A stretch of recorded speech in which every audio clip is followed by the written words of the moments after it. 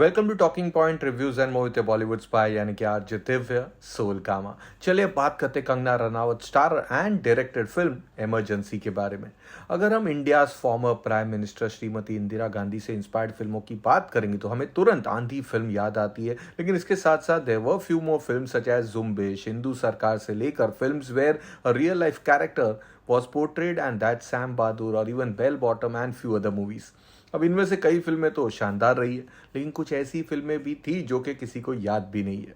Now the latest to join this list is Emergency. तो चले जानते कि क्या इमरजेंसी हमें एक और दमदार फिल्म देने में कामयाब होगी, या फिर पता चला कि ये भी उन फिल्मों में से एक होगी जो कि बनाई जाती है सिर्फ अपने वन लाइनर यूनिक कॉन्सेप्ट के दम पे।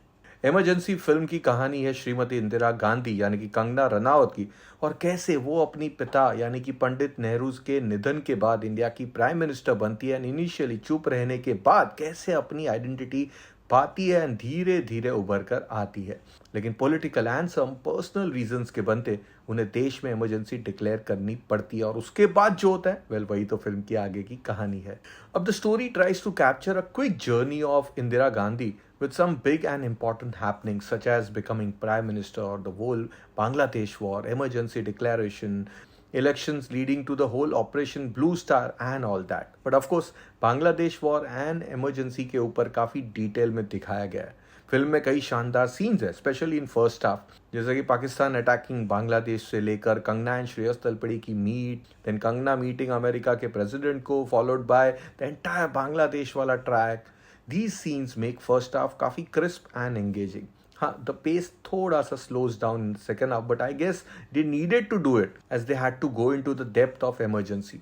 यहाँ पर कंगना रनावत और उनके बेटे का जो टेरर है वो काफ़ी खूंखार है। अनुपम खेर's advice to कंगना और कंगना's visit to the village and all those scenes are quite powerful। Yes, emergency के साइड इफेक्ट्स ना थोड़े और दिखाते तो और भी मज़ा आ जाता।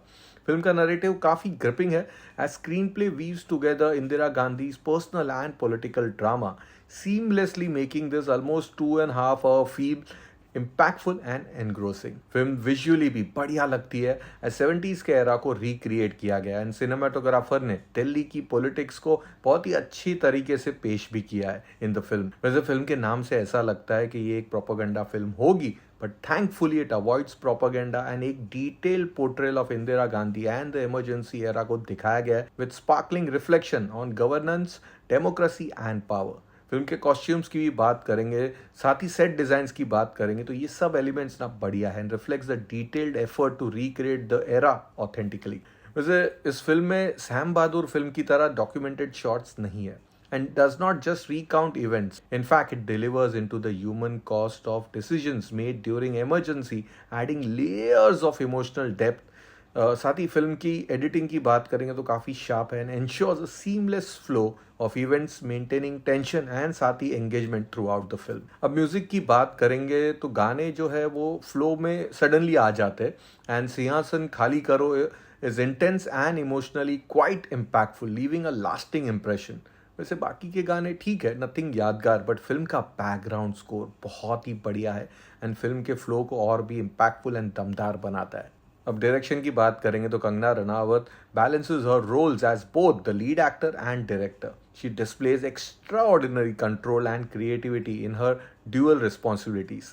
कंगना प्रूव करती है उनका calibre as a director by navigating the complex and sensitive subjects of emergency era, जिसे काफ़ी बिंदास, boldness, sensitivity and keen eye for detail के साथ दिखाया गया है। काफ़ी हद तक कह सकते हैं कि हिस्टोरिकल एक्यूरेंसी भी उन्होंने अच्छे से निभाई है। अब परफॉर्मेंसेस की बात करेंगे तो Kangana's portrayal of Indira Gandhi is amazing, काफ़ी खूबसूरत एंड गहराई के साथ निभाई है उन्होंने, और आप स्क्रीन से नज़र नहीं हटा पाओगे जब आप उन्हें देखोगे।